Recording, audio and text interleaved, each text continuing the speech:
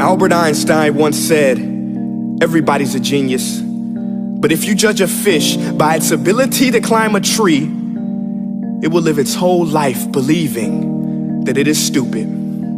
Ladies and gentlemen of the jury, today on trial we have modern day schooling. Glad you could come. Not only does he make fish climb trees, but also makes them climb down and do a 10-mile run. Tell me, school, are you proud of the things you've done? Turning millions of people into robots, do you find that fun? Do you realize how many kids relate to that fish swimming upstream in class, never finding their gifts, thinking they are stupid, believing they are useless? Well, the time has come, no more excuses. I call school to the stand and accuse him of killing creativity, individuality, and being intellectually abusive. He's an ancient institution that has outlived his usage. So, Your Honor, this concludes my opening statement, and if I may present the evidence of my case, I will prove it. Proceed. Exhibit A. Here's a modern day phone. Recognize it? Here's a phone from 150 years ago. Big difference, right? Stay with me. Here's a car from today, and here's a car from 150 years ago. Big difference, right? Well, get this. Here's a classroom of today, and here's a class we used 150 years ago. Now, ain't that a shame? In literally more than a century, nothing has changed. Yet you claim to prepare students for the future? But with evidence like that, I must ask, do you prepare students for the future or the past? I did a background check on you and let the record show that you were made to train people to work in factories, which explains why you put students in straight rows, nice and neat, tell them sit still, raise your hand if you want to speak, give them a short break to eat, and for 8 hours a day, tell them what to think. Oh, and make them compete to get an A letter which determines product quality, hence grade A of meat. I get it. Back then, times were different. We all have a past. I myself am no Gandhi.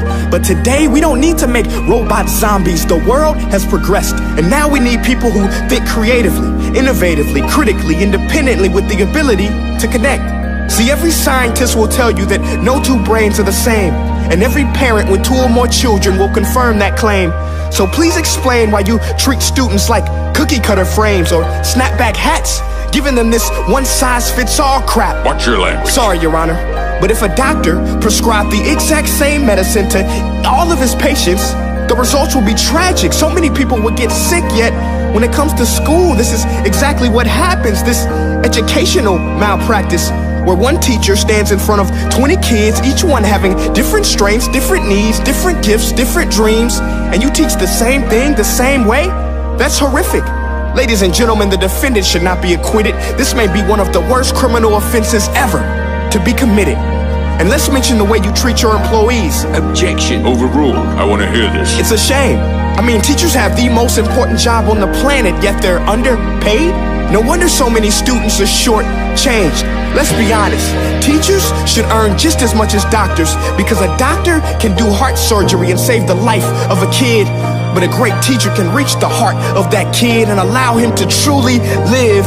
See, teachers are heroes that often get blamed, but they're not the problem. They work in a system without many options or rights. Curriculums are created by policymakers, most of which have never taught a day in their life.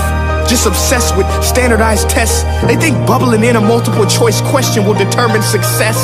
That's outlandish. In fact, these tests are too crude to be used and should be abandoned, but don't take my word for it.